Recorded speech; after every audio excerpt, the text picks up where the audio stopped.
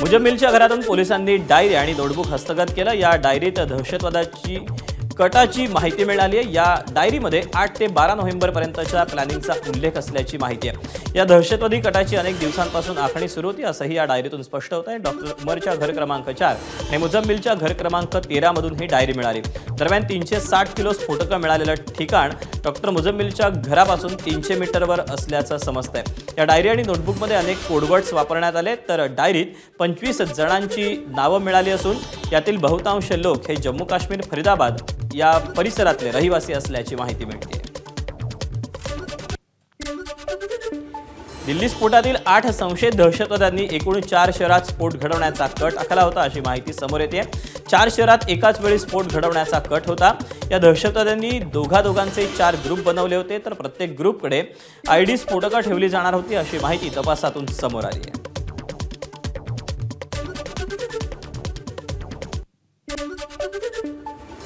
दिल्ली स्फोटाशी संबंधित दहशतवाद्यांनी सेशन नावाचं एक ॲप बनवलं होतं। या सेशन ॲपच्या माध्यमातून हे दहशतवादी एकमेकांच्या संपर्कात असायचे। उमर नबी आणि मुजम्मिल हे सेशन ॲपचा वापर करत होते। हे सेशन ॲप एन्क्रिप्टेड होतं। या ॲपच्या वापरासाठी मोबाईल नंबरची गरज नसून महत्त्वाचं म्हणजे या ॲपवरील चॅटचा डेटाही सेव्ह होत नाही अशी माहिती आहे। प्रजासत्ताक दिनी लाल किल्ला उडवण्याचा मोठा कट होता अशी माहिती समोर येते। मुजम्मिलच्या फोनच्या तपासातून अनेक धक्कादायक बाब या उघडकीस आल्यात। मुजम्मिलनं याच वर्षी जानेवारीत लाल किल्ला परिसरात अनेकदा पाहणी केली होती। मुजम्मिलसह त्याचा साथीदार डॉक्टर उमर नबी देखील उपस्थित होता।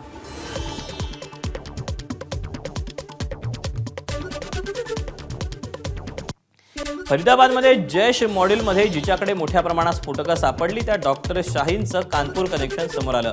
कानपूरमध्येच शाहूजी विद्यापीठात तिनं शिक्षण पूर्ण केलं, मात्र पुढे वैद्यकीय शिक्षण घेतल्यानंतर डॉक्टर शाहीनचे जैशशी संबंध असल्याचं उघड झालं। शाहीनचे कानपूरमधले काही फोटो देखील व्हायरल होत आहेत। शाहीन नेहमी सर्वसामान्य महिलेसारखी राहायची, मात्र तिच्या महत्त्वाकांक्षा खूप मोठ्या होत्या असं तिचा घटस्फोटित पती म्हणतोय। शाहीनचा विवाह डॉक्टर जफर हयात नावाच्या नेत्ररोग तज्ज्ञाशी झाला होता। दिल्लीत दहशतवादी हल्ल्यात आणखी एका जखमीचा मृत्यू झाला, त्यामुळे दहशतवादी हल्ल्यातील मृतांचा आकडा 13 वर गेला। दिल्लीतील LNJP रुग्णालयात 35 वर्षीय बिलाल हसनचा उपचारादरम्यान मृत्यू झाला। स्फोटात जखमी झालेल्या बिलालला अनेक गंभीर जखमा झाल्या होत्या। सध्या एकूण 20 जखमींवर उपचार सुरू असून त्यातील 3घांची प्रकृती चिंताजनक आहे। दिल्ली स्फोट प्रकरणातला मुख्य सूत्रधार डॉक्टर उमरचा आणखी एक नवा फोटो समोर आला। तुर्कमान गेट मशीद परिसरात तो फिरत असतानाचा हा फोटो आहे। I-20 गाडीत झालेल्या स्फोटात डॉक्टर उमर ठार झाला, मात्र या प्रकरणातले धागेदोरे शोधून काढले जात आहेत। टेरर मॉडेलमधील जैशचा सहभाग, डॉक्टर उमर आणि इतर आरोपींचे जैशशी संबंध, पाकिस्तानचा या प्रकरणातला सहभाग यावरून सध्या तपास सुरू आहे।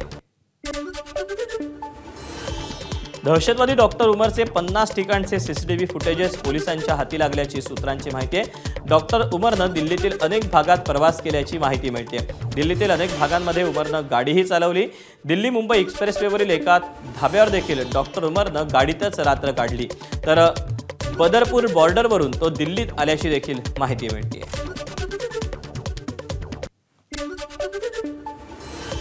फरीदाबाद मॉडेलमधील डॉक्टर आदिलचं काश्मीरमधील लग्न आता तपास यंत्रणांच्या रडारवर आलं। आदिलच्या काश्मीरमधील लग्नाला आलेले शेकडो वऱ्हाडी यंत्रणांच्या रडारवर आलेत। लग्नाला सहारनपूरच्या रुग्णालयातले अनेक डॉक्टर उपस्थित होते। या लग्नातले काश्मीरातले वऱ्हाडी रुग्णालयाचे स्टाफ मेंबर्स यांची चौकशी होती। यंत्रणांनी वऱ्हाड्यांची यादीच तयार करत चौकशी सुरू केल्याची माहिती मिळते। कानपूरमधून ATSनं डॉक्टर आरिफ या कार्डिओलॉजिस्टलाही ताब्यात घेतलं। त्याची कसून चौकशी सुरू आहे। डॉक्टर आरिफ हा डॉक्टर शाहीनचा अतिशय जवळचा साथीदार म्हणून ओळखला जातो। डॉक्टर शाहीनबाबत डॉक्टर आरिफची चौकशी केली जाते।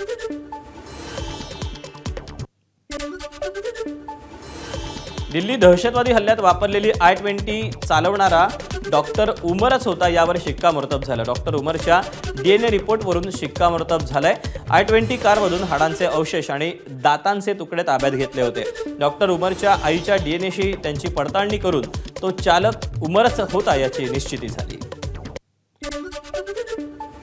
लाल किल्ला स्फोटातील आरोपींकडे 20 लाख रुपये आढळले। डॉक्टर मुजम्मिल, डॉक्टर आदिल, उमर यांच्याकडे मिळून 20 लाख रुपये आढळून आले। या डॉक्टरांनी 20 लाख रुपये गोळा करून उमरकडे सोपवले असं समोर येत आहे। यातील 3 लाख रुपयांचं 20 क्विंटल NPK खरेदी केल्याचं उघड झालं, तर गुरुग्राम नूह भागात आयडीज तयार करण्यासाठी स्फोटकं घेतल्याची माहिती देखील समोर आली आहे.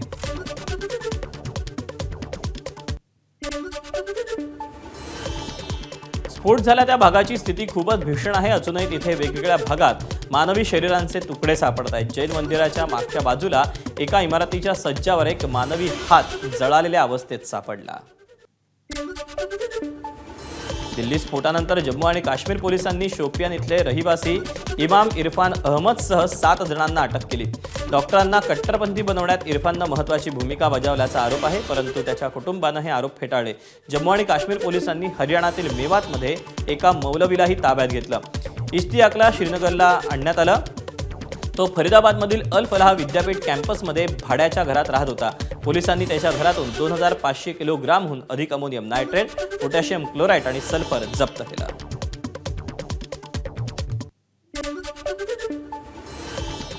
दिल्ली दहशतवादी हल्ल्यानंतर आसाममध्ये छापेमारी करण्यात आली. पोलिसांनी आतापर्यंत 15 जणांना ताब्यात घेतलं. सोशल मीडियावर चिथावणीखोर पोस्ट केल्याप्रकरणी ही कारवाई करण्यात आली. आसाममध्ये कालपासून ही छापेमारी सुरू असून हिंसेचं समर्थन करणाऱ्या पोस्ट करणाऱ्यांवर जोरदार कारवाई सुरू आहे. नाशिकमधील कुंभमेळ्याला गेल्या वेळीपेक्षा 5 पट जास्त भाविक येतील असा अंदाज मुख्यमंत्री फडणवीसांनी व्यक्त केला. कुंभमेळ्याच्या कामांसाठी निधीची कमतरता पडू देणार नाही असं आश्वासन मुख्यमंत्र्यांनी दिलं. तर कुंभमेळ्याच्या पार्श्वभूमीवर मुख्यमंत्र्यांनी अनेक कामांचं भूमिपूजन केलं. प्रयागराजचा कुंभ पाहिल्यानंतर सर्वांचं मत आहे की नाशिक त्र्यंबकेश्वरच्या कुंभालाही किमान 5 पट जास्त लोक यावेळेस येतील. 5 पट भाविक जास्त या ठिकाणी येणार आहेत. त्यामुळे एक मोठी जबाबदारी ही आपल्यावर या ठिकाणी आहे. त्यांची व्यवस्था नीट झाली पाहिजे, सुरक्षा नीट झाली पाहिजे, दुर्घटना होऊ नये, पर्वस्नान, अमृत स्नान हे सगळं योग्य प्रकारे झालं पाहिजे. पार्थ पवारांवर जमीन घोटाळा प्रकरणी आरोप झाल्यानंतर उपमुख्यमंत्री अजित पवार राजीनामा देणार होते असा गौप्यस्फोट माजी विरोधी पक्षनेते अंबादास दानवेंनी केला आहे.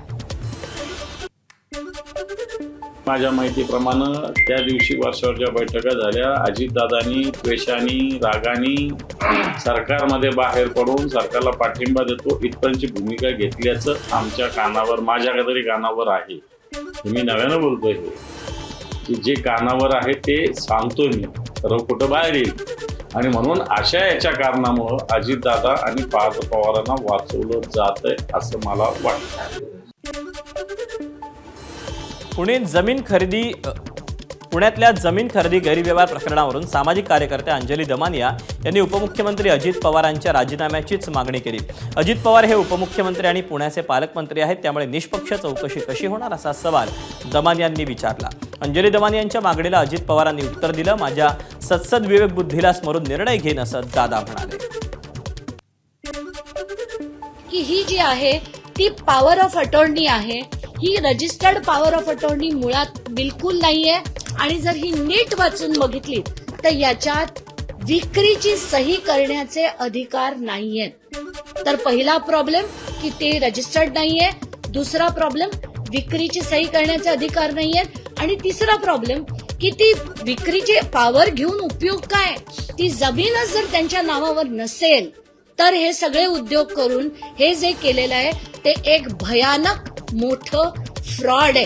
आणि त्यासाठी पहिलं म्हणजे अजित पवारांनी तात्काळ राजीनामा दिला पाहिजे उपमुख्यमंत्री पदाचा आणि पालकमंत्री पदाचा, तरच याच्यात चौकशी होऊ शकेल.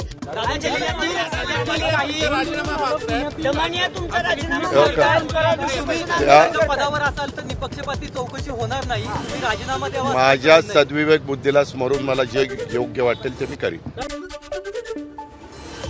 मुख्यमंत्री देवेंद्र फडणवीस आणि मनसेचे अध्यक्ष राज ठाकरे आज एकाच मंचावर येणार आहेत. Stitching stardom for icons on and of screen या पुस्तक प्रकाशनाच्या कार्यक्रमात ताजलँड इथे हे दोघं एकाच मंचावर येतील. या कार्यक्रमासाठी देवेंद्र फडणवीस आणि राज ठाकरे एकत्र आल्यानंतर आता पुढे काय चर्चा होते ते पाहणं उत्सुकतेचं असेल.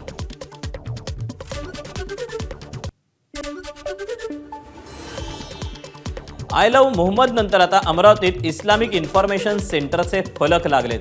विचारा इस्लाम विषयी असा या फलकावर मजकूर आहे. भाजपचे खासदार अनिल बोंडेंनी त्यावर तीव्र आक्षेप घेतला. इस्लामकडे आकर्षित करण्यासाठी जिहादी रिक्रुटमेंटचं हे रॅकेट असल्याचा आरोप अनिल बोंडेंनी केला. तर हैदराबादवरून IIC संस्था चालवली जात असल्याची त्यांनी माहिती दिली. दरम्यान अमरावतीतल्या IICच्या फलकामुळे नव्या वादाला तोंड फुटण्याची शक्यता आहे. जिहादी रिक्रुटमेंटचं एक रॅकेट आहे. हे बोर्ड लावल्या जातात ज्या परिसरात कॉलेजेस आहे, ज्या परिसरात विद्यार्थी आहे. म्हणजे विद्यार्थी फोन करतात, त्यांना एका ठिकाणी बोलावलं जातं, मग त्यांचं ब्रेन वॉश केलं जातं, त्याबद्दल माहिती दिल्या जाते आणि त्या माध्यमातून जिहादी डेव्हलप करण्याचं काम या IICच्या माध्यमातून होतं. अमरावतीमधला कोण मास्टर माइंड याच्या पाठीमागे आहे हे शोधून काढणं पोलिसांचं काम आहे, त्या महानगरपालिकेचं काम आहे आणि त्याचा बंदोबस्त करणं आवश्यक आहे. सोलापुरात एका तरुण वकिलानं गळफास घेत आत्महत्या केली. सागर श्रीकांत मंद्रुपकर असं आत्महत्या केलेल्या वकिलाचं नाव आहे. मंद्रुपकर यांनी आत्महत्या करण्यापूर्वी चिठ्ठी लिहून ठेवल्याचं पोलिसांच्या तपासात समोर आलं. आईकडून होणाऱ्या सततच्या दुजाभावामुळे आत्महत्या करत असून आपल्या आत्महत्येला तीच जबाबदार असल्याचं चिठ्ठीत लिहिलं. तर आपल्या मृत्यूनंतर आईला कडक शिक्षा करा असा उल्लेखही त्यानं केला. पंढरपूरमधील तिसंगीमध्ये बंदुकीचा धाक दाखवून सराफाला लुटलं. 6,80,000चा मुद्देमाल लंपास करण्यात आला. पोलिसांकडून सध्या आरोपींचा शोध घेतला जातोय. अमरावतीत स्टेजवर नवरदेवावर हल्ला करणाऱ्या दोन्ही आरोपींना अकोल्यातून अटक करण्यात आली. स्टेजवर जाऊन नवरदेवावर त्यांनी चाकूनं वार केले होते. मीरा भाईंदर शहराच्या वेशीवर असणाऱ्या दहिसर टोल नाका आणि त्यामुळे निर्माण होणाऱ्या वाहतूक कोंडीच्या समस्येचा त्रास शहरातील नागरिकांना अनेक वर्ष सहन करावा लागत होता. या दीर्घकालीन समस्येवर अखेरीस तोडगा निघाला. दहिसर टोल नाक्याचं स्थलांतर झालं असून प्रताप सरनाईक यांच्या प्रयत्नांना यश आलं.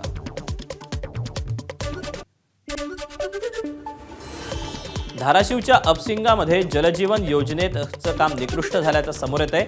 19 कोटींची योजना होती, मात्र पाणी पुरवठ्याची पाईपलाईन ही उघड्यावरच ठेवली गेली आहे. या योजनेमध्ये मोठ्या प्रमाणात गैरव्यवहार झाल्याचा आरोप स्थानिक करतायत. अहिल्यानगरच्या खारेकर्जुनेमध्ये बिबट्याच्या हल्ल्यात 5 वर्षाच्या चिमुकलीचा मृत्यू झाला. यामुळे संतप्त झालेल्या ग्रामस्थांनी ग्रामपंचायत कार्यालयासमोर ठिय्या मांडून विभाग अधिकाऱ्याला धारेवर धरलं. जोपर्यंत नरभक्षक बिबट्याला जेरबंद करून ठार मारत नाही तोपर्यंत रियांका पवार हिचा मृतदेह ताब्यात घेणार नाही अशी भूमिका या ग्रामस्थांनी घेतली. जुन्नरमधील कल्याणनगर महामार्गावर ओतूरमध्ये बिबट्यानं दुचाकीवर झडप मारली. चालत्या दुचाकीवर झडप मारल्यानं परिसरात भीतीचं वातावरण निर्माण झालं. सीताराम निलेश डोके असं जखमी शेतकऱ्याचं नाव असून ही संपूर्ण घटना CCTVमुळे समोर आली आहे. स्थानिकांच्या तीव्र विरोधानंतरही ताडोबा व्याघ्र प्रकल्पातील चंदा वाघिणीला वनविभागाकडून जेरबंद करण्यात आलं. सह्याद्री व्याघ्र प्रकल्पात प्रजननक्षम वाघिणी नसल्यामुळे ताडोबातून 8 वाघिणी या सह्याद्री व्याघ्र प्रकल्पात नेण्याची योजना आहे. याच अंतर्गत ताडोबातील चंदा आणि चांदडी या दोघींना जेरबंद करण्यात आलं. जवळपास 850 किलोमीटरचा हा प्रवास असून आज रात्री ती सह्याद्रीत दाखल होण्याची शक्यता आहे.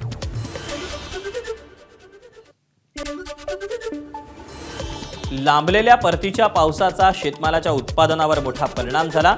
त्यामुळे बाजारात भाज्यांची आवक घटली. बाजारात आता भाज्यांचे दर वाढलेत. घाऊक बाजारात अनेक भाज्या 60 ते 100 रुपये प्रति किलोच्या घरात पोहोचल्या. त्यामुळे किरकोळ बाजारात भाज्यांचे दर 100 रुपये प्रति किलोच्या पुढे गेलेत. वाशीच्या घाऊक बाजारात आवक कमी झाल्यानं दर वाढायला सुरुवात झाली. घाऊक बाजारात भेंडी 50 ते 70 रुपये प्रति किलो, फरसबी 50 ते 70 रुपये प्रति किलो, गवार 70 ते 100 रुपये, शेवग्याची शेंग 160 रुपये प्रति किलोनं विकत घ्यावी लागते. नागपुरात अखिल भारतीय विद्यार्थी परिषदेकडून मोर्चाचं आयोजन करण्यात आलं होतं. नागपूर विद्यापीठाचं धोरण विद्यार्थी विरोधी असल्याचा आरोप या विद्यार्थ्यांनी केला. दरवर्षी होणारा प्रवेश प्रक्रियेतला गोंधळ, परीक्षेमध्ये होणारी दिरंगाई, अभ्यासक्रम निकाल लावण्यात होणारा उशीर, पदभरती आणि विद्यार्थ्यांच्या निवडणुका या सगळ्या विषयांना धरून विद्यापीठ प्रशासनाच्या विरोधात हा धडक मोर्चा काढण्यात आला होता.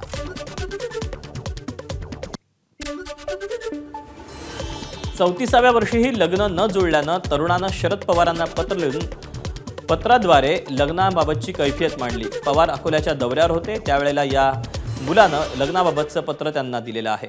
एकटेपणा जाणवतो अशी त्यानं खंत पत्रातून व्यक्त केली. दरम्यान या तरुणाला पवारांनी लग्नासाठी मदत करण्याचे आपल्या पदाधिकाऱ्यांना निर्देश दिले आहेत.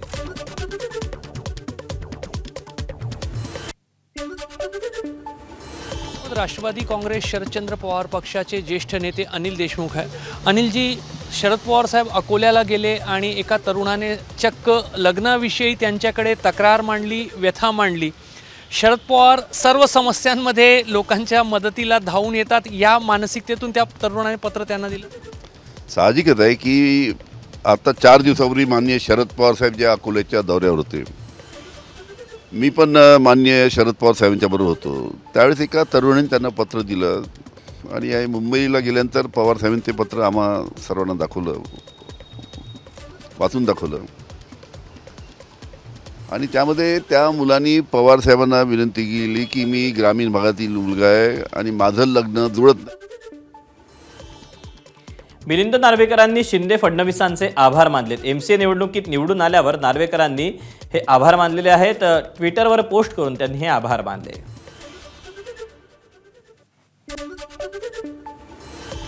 महाराष्ट्र, गोवा, कर्नाटक राज्याच्या सीमेवर धुडगूस घालणाऱ्या ओंकार हत्तीला वनतारामध्ये नेण्यात येणार आहे. मुंबई उच्च न्यायालयाच्या कोल्हापूर सर्किट बेंचनं हा निर्णय दिलाय.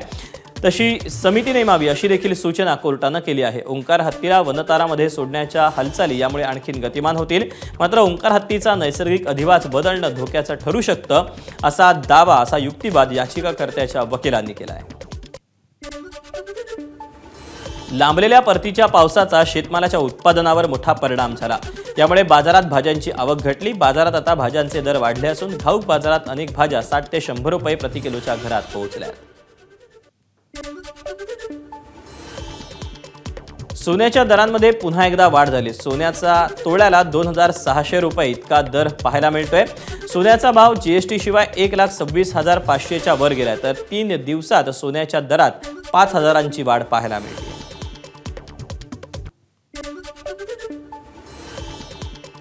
मध्य प्रदेशातील सिवनी पेंच व्याघ्र प्रकल्पात खाबासा बफर झोनमध्ये प्रसिद्ध वाघीण जुगनीनं 3 बछड्यांना जन्म दिला. खबरदारी म्हणून काही दिवसांसाठी या भागात सफारी वाहनांच्या प्रवेशावर बंदी घालण्यात आली आहे. जॉर्जियामध्ये तुर्कीचं लष्करी मालवाहू विमान कोसळलं. अपघातात विमानातील 20 जणांचा मृत्यू झाला. लँडिंग करताना हा स्फोट झाला. वाराणसीत इटलीमधील दाम्पत्याचा हिंदू रीतिरिवाजानुसार विवाह संपन्न झाला. इटलीतील ग्लोरियस आणि एंटोलिया यांचा वर्षभरापूर्वीच विवाह झाला होता. मात्र हिंदू रिवाजानुसार लग्न करण्याची इच्छा असल्यानं वाराणसीतील मंदिरामध्ये या विवाह सोहळ्याचं आयोजन करण्यात आलं होतं. ABP माझा, उघडा डोळे बघा नीट.